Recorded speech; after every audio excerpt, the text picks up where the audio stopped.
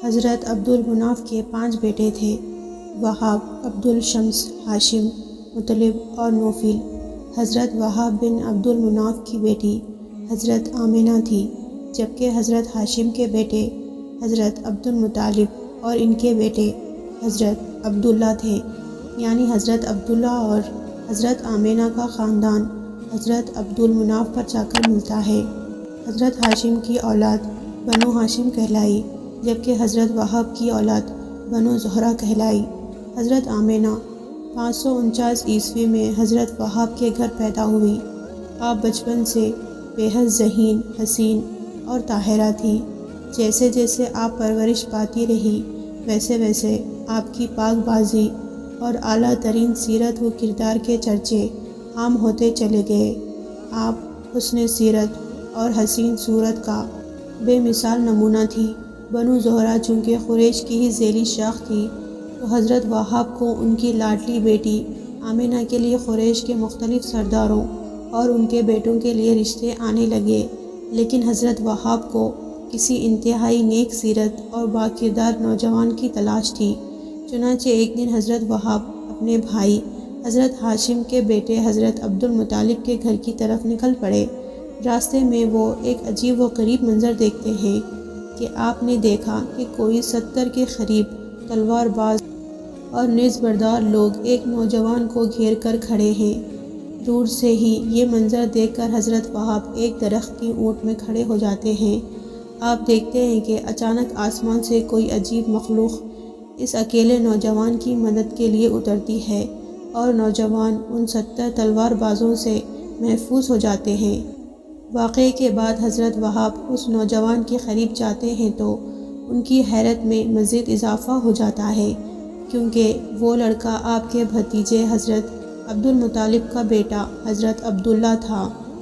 حضرت وہاب اسی وقت فیصلہ کر لیتے ہیں کہ وہ اپنی بیٹی حضرت آمنہ کا نکاح اسی لڑکے حضرت عبداللہ سے کریں گے، کیونکہ وہ جان گئے تھے کہ یہ لڑکا کوئی عام نہیں ہے جس کی مدد کے لیے آسمان سے کوئی مخلوق اتری ہے۔ چنانچہ آپ نے اس رشتے کی بات ایک دوست کے ذریعے حضرت عبدالمطالب کے پاس پہنچائی۔ حضرت عبدالمطالب بھی یہی چاہتے تھے کہ حضرت عبداللہ کی شادی ہو جائے۔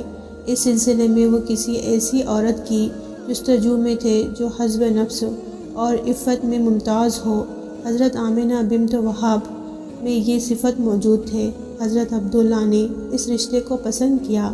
کچھ دنوں بعد رشتہ طے ہو جاتا ہے تو حضرت عبدالمطالب اپنے بیٹے حضرت عبداللہ اور قریش کے چند معززین کو لے کر قبلِ بنو زہرہ پہنچتے ہیں، اور وہاں دنیا کا خوبصورت جوڑے کا نکاح کیا جاتا ہے، اور یوں 2 پاکیزہ روحیں ایک رشتے میں بن جاتے ہیں۔ امام آلوسی، امام ابن کثیر اور امام قرطبی سے مشترکہ روایت ہے کہ یہ مبارک پیر کا دن تھا جب اس مبارک جوڑے کا نکاح ہوا، لیکن پھر 3 دن تک حضرت عبداللہ اور حضرت آمنہ کو خلوت گاہ میں جانے کی اجازت نہ دی گئی۔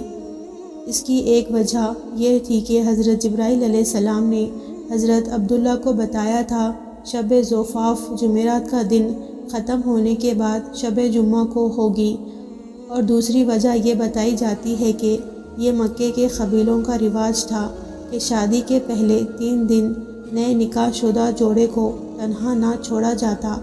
پھر شب جمعہ کی وہ مبارک گھڑی آ گئی جب جبرائیل امین 70,000 فرشتوں کی سرداری میں تشریف لائے اور آ کر بام کعبہ پر حلالی پرچم لہرایا کر دنیا والوں کو خوشخبری دی کہ آج نور محمدی صلی اللہ علیہ وسلم صلبت پدر سے رحم مادہ میں منتقل ہو جائیں گے۔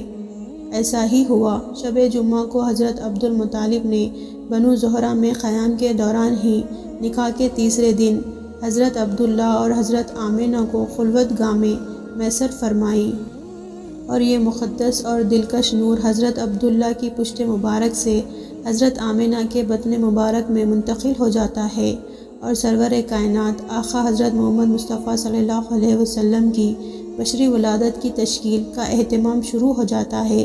اسی رات ابلیس عین کا تخت الٹ گیا، اور یہ مردود بارگاہ الہی میں 40 دن بحر و بر میں مارا پھرتا رہا۔ اور رنج و عالم انتہائی غصے میں سیاہ و ساختہ ہو کر کوہ ابو قبیس کے دامن میں آ کر رونے لگا۔ حضرت ابن عباس سے یہ روایت سند صحیح کے ساتھ مروی ہے، جس رات نور محمدی صلی اللہ علیہ وسلم حضرت آمینہ کے سپرد ہوئے، اس کی تمام کہانوں کو اطلاع ہوئی اور وہ ایک دوسرے سے مشورہ کرنے لگے۔ مشرق و مغرب کے چند چرند پرند اور بحری جانوروں نے ایک دوسرے کو مبارکباد دی کہ وہ وقت آنے والا ہے جبکہ خط زمین نور مصطفیٰ سے منور ہو جائے گا۔ قریش کے پالتو جانوروں نے آپس میں کہا کہ جناب آمینہ نور مصطفیٰ صلی اللہ علیہ وسلم سے مشرف ہو گئی ہے اور ان سے ایسی شخصیت ظہور میں آئے گی جو زمین کی امین اور اس کی ظلمت کو دور کرنے والی ہوگی۔ یہ بھی کہا گیا کہ تمام دنیا کے بت دوسری صبح شرمندہ پائے گئے، ابلیس عین کا تخت پلٹ گیا اور دوسرے بادشاہوں کے تخت اوندے ہو گئے۔ صاحب اقتدار حاکموں اور بادشاہوں کی زبانوں گفتگو سے قاصر ہو گئی۔ اس رات 200 عورتیں حسد سے مر گئی اور بہت سی عورتیں امراض قلب میں مبتلا ہو گئی۔ بہت ساری صحیح حدیث مبارکہ میں روایت ہے کہ اس شب کو عالم ملکوت میں ندا کی گئی، سارے جہاں کو انور خدوس سے منور کرو، اور زمین و آسمانوں کے تمام فرشتے خوشی و مسرت میں جھوم اٹھے، اور محکوم جنت کو حکم ہوا کہ فردوس اعلیٰ کو کھول دے اور سارے جہاں کو خوشبو سے معطر کر دے، اور زمین و آسمان کے ہر طبقے اور ہر مقام میں خوشخبری سنا دے۔ اور ایسا کیوں نہ ہوتا کہ تمام خیرات و برکات، کرامت و سعادت اور انوار و اسرار کی جڑ مبدع خالق عالم، اصل اصول بنی آدم کے اس عالم میں تشریف آوری اور اس کے ظہور کا وقت قریب آ پہنچا ہے۔ یقیناً تمام جہاں والوں کو منور و مشروف اور مسرور ہونا چاہیے۔ ناظرین، معجزے تو دیکھیے کہ حضرت آمینہ کے بطن اقدس سے رسول اللہ صلی اللہ علیہ وسلم کے سوا اور کوئی فرزند تولد نہ ہوا، اور نہ ہی حضرت عبداللہ سے حضور کے سوا کوئی فرزند پیدا ہوا۔ سبحان اللہ! دیکھیے اللہ پاک نے اپنے جس پیارے محبوب کے لیے ایک کائنات سجائی تو پھر ان کی ولادت پر بھی بے شمار معجزات رونما ہوئے۔